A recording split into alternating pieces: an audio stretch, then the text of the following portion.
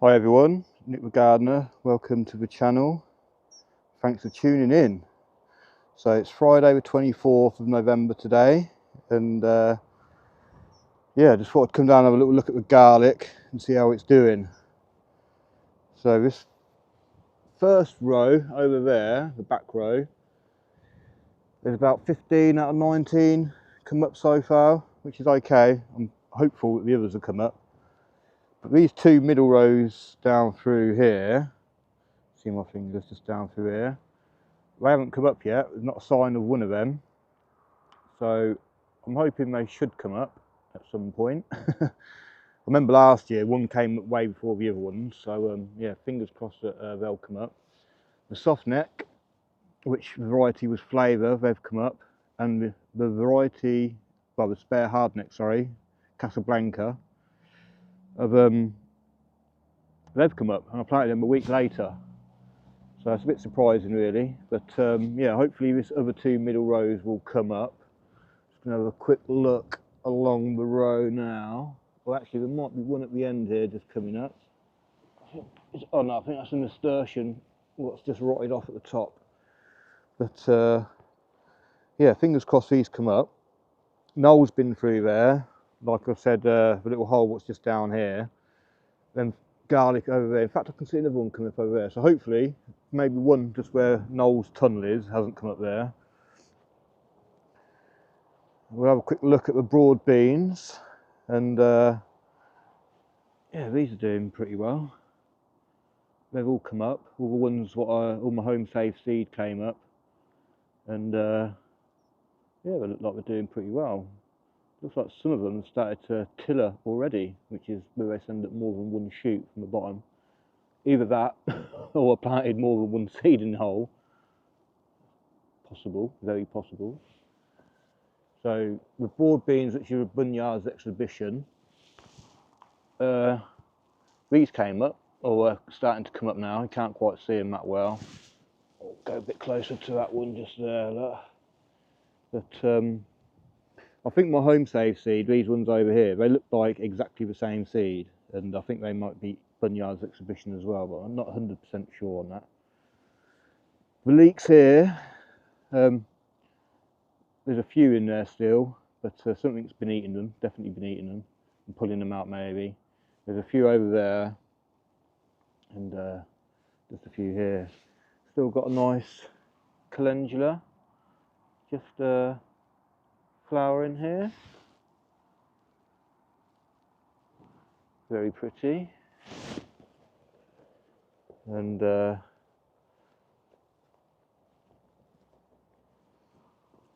one chard, which is doing okay.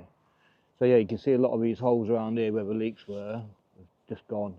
But well, that one there is completely gone. But not too fussed about that. Oh, and all the clover actually I popped in through here. All seems to have gone pretty much. Definitely has on this bed over here, which is a bit of a shame. But what I'm going to do with this bed is I'll pop a load more compost on it. Maybe put some sheeting on it just to protect the soil a bit. I mean, I plan on stacking a load of rubbish on here just so I can get my shed sorted out. So that's the plan for this area, hopefully anyway, but I need to get that sorted out by early spring because this is where the potatoes are hopefully going to go. The leeks with the Alium leaf miner, I dug one up yesterday which had holes in it and stuff, and I went to prepare it, but I couldn't find no little brown grubs in. So I don't know if they've actually hatched out and flown away now or something. But I'm going to harvest a couple more in a bit and take them home and have a soup this weekend. Hopefully they've all gone now. But yeah, I will be having to net all my alliums from now on. From sort of February, March, April. Well, I'll just keep them netted from, you know, as soon as I get the nets, I'll bang them on. So the broccoli and swede and whatever is in here. This broccoli, I don't know if you can see down there. Yeah, that one's doing all right there. It's got a bit bigger since last time. So I think this one here is broccoli, but it's got a dud head on it. And I think Charles Dowding did mention something about a broccoli pest what goes in and burrows from the top, and it stops the actual broccoli head from forming. So I think that's the problem with that one. You see it's got a big hole in it. But this is the one I showed last time. That one's doing okay. Happy with that. So I'm hoping to have one of these for Christmas dinner. The Swede, which I was hoping for Christmas dinner, I mean, it just looks tiny down in there. But it did struggle with caterpillars. I mean, when I put it in there, slugs tried to have it. But it pulled through. But I don't think it's going to be big enough for Christmas, unfortunately. Yeah, and I think there's a couple of cabbages at the end here. So yeah, we'll have a look at these Brassica beds just here. And I managed to get some new canes for them, like the metal ones coated in plastic. I've got 1.5 metre ones. So 2 stretches like the width of half my allotment with a little pathway through the middle. So yeah, that looks a lot neater, a lot sturdier, and just need to get a bigger net now really. So stuff's doing alright in there. I should have staked it all really for that heavy wind. But yeah, should have a cabbage for Christmas, parsnips for Christmas. I don't think we'll get any kaleets, although we are starting to form on there, which is good. There's a bit of purple sprouting broccoli over there. And in this one, the wind did batter it again the other day, so it's twisted it a little bit. But the net's not quite big on this to pull it tight, so it's not quite as good as this one just here to my right. What I need to do is get some string or something through there, just hold that down, and that'll make it all tight, all taut, and yeah, should help a lot really with stabilising it a bit more. So the Brussels sprouts in here, they're like marbles at the moment, and I'm hoping we'll get some, you know, still decent weather now, like the sun's shining now, it's pretty nice. But hopefully that one over there will be Christmas dinner. But we're not very fat yet, which is a bit of a shame. So these raspberries here are going to get dug out this winter some point. They're spread out quite a bit far really. You can see like I ain't got much room to get through the pathway here in the middle. But yeah, I'm going to dig all those out, try and get some more in over Long Bay, because these are all autumn flowering, whereas the ones over there are pretty much all summer flowering, fruiting, sorry. So yeah, I want to get some more autumn ones over there, but this is going to be another vegetable bed next year. Noel has been down through this bed where all the onions are, my Troy onions, what Mike sent me. He's been around here a bit. There's a couple of potatoes trying to grow, but they're going to get hit back by the frost anytime soon. But yeah, he's been all through here, and he did push an onion up the other day. I don't think it was a bird pulling it out, I think it was him pushing it up, but put it back in where I thought it came from. But yeah, I'm happy with this bed so far. The celery seems to be doing pretty well, apart from that walnut's flowering, but that's okay. Let's come and have a look at some of these stems. Yeah, not too bad. That one's a bit smaller. Yeah, not too bad, but I need to get into the shed and get a cloche, really. I might pop a cloche, long cloche over the broad beans over there, just in case we do get real cold frost. I think it's going to get cold next week. So I'll just come through and have a look at compost. This one's now sat here maturing. It's gone well cold now, so that's what's going to be full of worms in here. This one I've been filling up with leaves and grass clippings and kitchen waste and stuff, and this one's almost the same height as that one over in there now. So, but this one's still quite hot. This one's still in the red, and it's saying, what's that, about 136, something like that. So there might be worms in here at the bottom, but when it gets cold over winter, no doubt they're going to go from there into there. And this one is actually insulated at the back with some Thermotex insulation, and I've lined both of these with cardboard now as well. And that's my mind you, that's if the worms can get through the cardboard. I'm sure it'll have got wet and rotted down by now. Bound to be some gaps for them to get through. This one I haven't turned yet, and the reason why I do like to turn my compost bins quite frequently, especially if I'm putting kitchen waste in, is because you get rats. I don't know if you can see that hole there, there's all pumpkins, seeds there and stuff, and yeah, because I haven't been able to turn this in about 3 weeks, that's definitely a rat hole, but at least the rat's turning it for me. So yeah, but I do need to turn that. I don't really want rats in around here. Yeah, so that's a good advice as well. Turn your compost every couple of weeks just to deter rats from getting in there. I will set you up in a bit for wormtropolis. I haven't looked in there at the pumpkins yet, but I'm just going to set that up in a minute. Still getting worm leachate, I think. Let's have a look. Yeah, there's not a lot. It hasn't rained much, but there's a tiny little bit in there. I think I've got a little leak on my tap on my J-Down fertiliser, so I'll just put that little pot over it to collect it. My leaf mould bin is now almost full, so I've got one more bag to pop in there what I collected today. I'm going to pop that in a minute. Just a load of leaves down in here, in this bag down here. So yeah, they look a bit waxy actually. I think they're from a magnolia, but I'm not too bothered. They'll just all go in there, and what I'll do eventually, once I've emptied the garlic out just here, I'll transfer the leaves from in here into the garlic.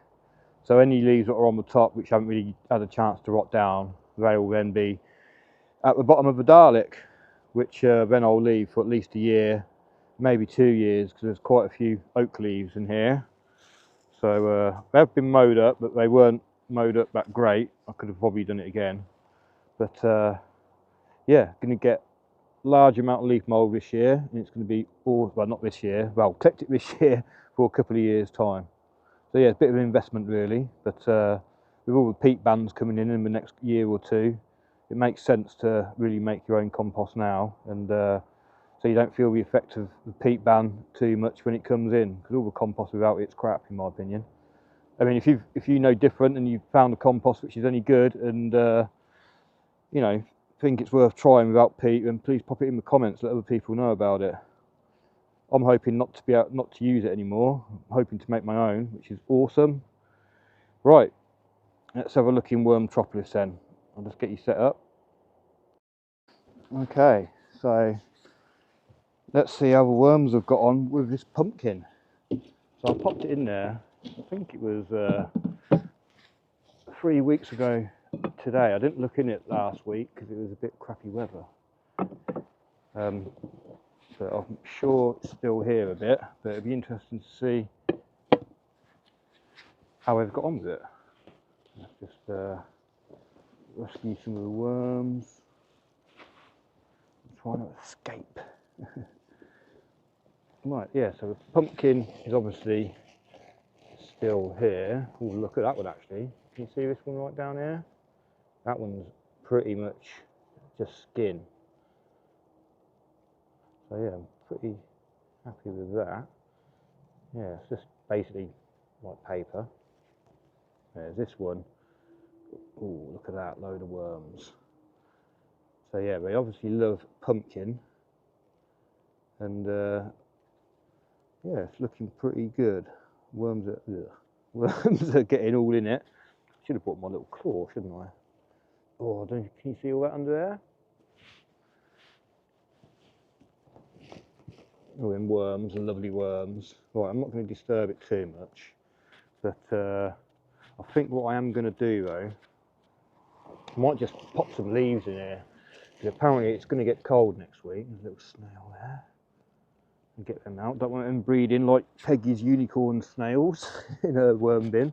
Yeah, if you haven't checked out Peggy's channel, Peggy Helbling Garden What You've Got, she is an absolute wealth of knowledge about worms and gardening, compost teas, worm teas, Christmas decorations, you name it. She's got a fantastic knowledge of everything. I love Peggy, and yeah, she's highly advised, check out her channel,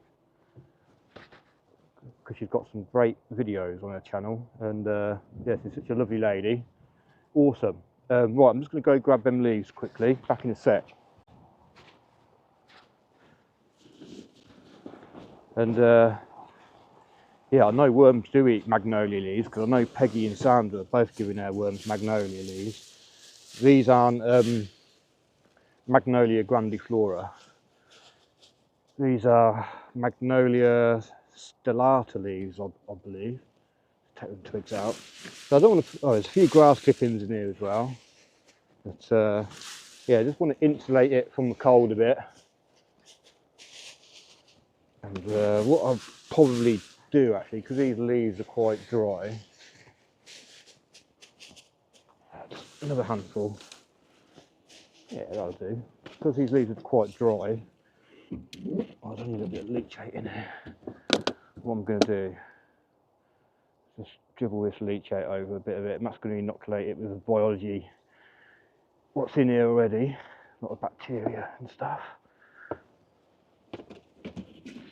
I might just give that a little drink of water as well, actually. So I'll pause you and I'll bring you back in a sec. Right, let's get some water on this.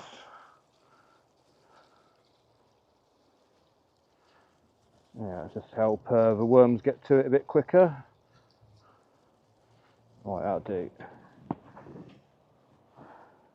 And this worm farm has got like a plug at the bottom with a tap on it and stuff, so obviously it just drains out into that leachate bottle at the bottom, so we're not going to drown or anything like that. Just take that big twig out. Yeah, so I'm happy with how the worms have got on with the pumpkins. I don't think I'm going to look in there again because I know that one pretty much was almost gone. So I think with the leaves on there now, it gives them a bit more insulation from this cold at the weekend. What's going to come, but I think I will insulate it with some cardboard, and I've got some lagging underneath here which I'm going to wrap around it. I just need to get another strap because I used the strap for this on there, so I've got another strap at home. I just haven't brought it up yet, but I'll be putting some extra insulation all around here. There's a worm stuck to the side here, better put him on her back. Yeah, just to keep it a bit more insulated from cold for the worms, so that they don't all freeze. But yeah, thanks for watching. I hope everyone has a fantastic weekend, and yeah, it's Thanksgiving as well, isn't it? So everyone in America, have a good Thanksgiving, and yeah, like I say, party safe, everyone. Right, take care, have a good weekend, bye bye. Oh yeah, one last thing as well, leaf mould. So I'm going to top it up with this bag here, and hopefully this is pretty much going to fill it up. So yeah, it's about full, I would say. I'm just going to smooth it out a bit.